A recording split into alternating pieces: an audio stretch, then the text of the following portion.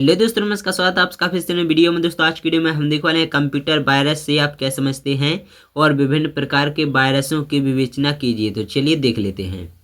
दोस्तों यार, computer virus दोस्तों यह एक छोटा दोषपूर्ण सॉफ्टवेयर प्रोग्राम है जो किसी वैध प्रोग्राम के साथ जुड़कर या इंटरनेट द्वारा कंप्यूटर की मेमोरी में प्रवेश करता है तथा अपनी कॉपी स्वयं बनाकर उसे फैलने में मदद करता है।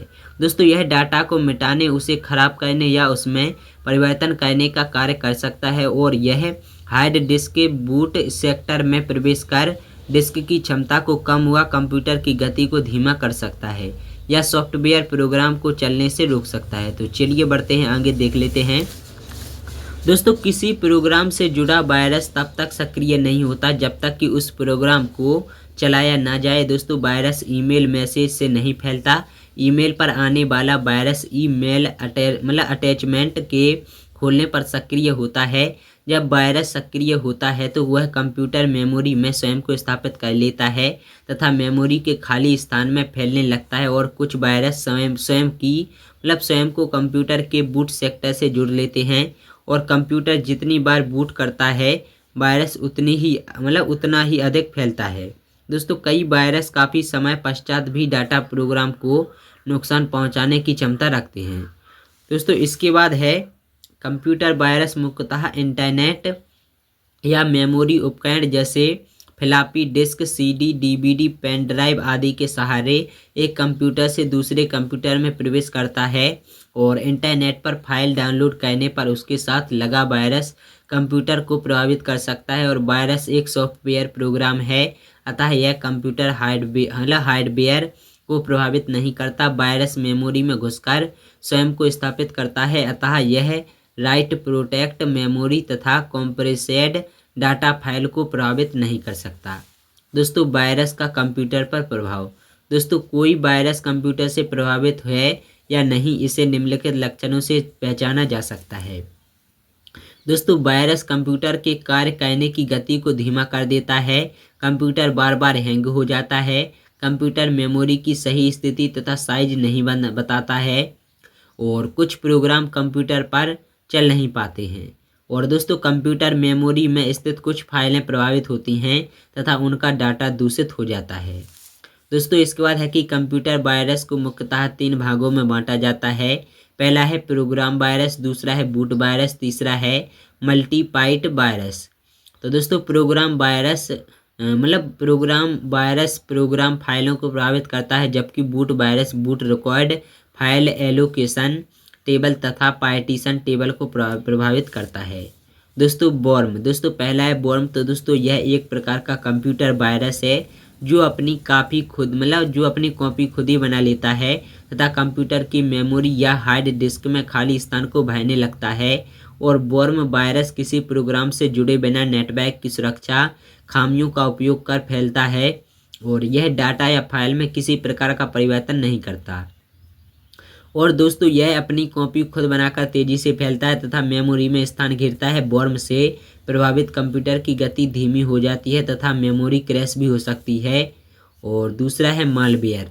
तो दोस्तों यह एक दोषपूर्ण सॉफ्टवेयर है जो उपयोगकर्ता की जानकारी के बिना कंप्यूटर सिस्टम में घुसकर प्रोग्राम से छेड़छाड़ करता है या उसे नुकसान पहुंचाता है। सभी वायरस वर्म, ट्रोजन हॉर्स और स्पाईवेयर आदि मालवेयर के उदाहरण हैं।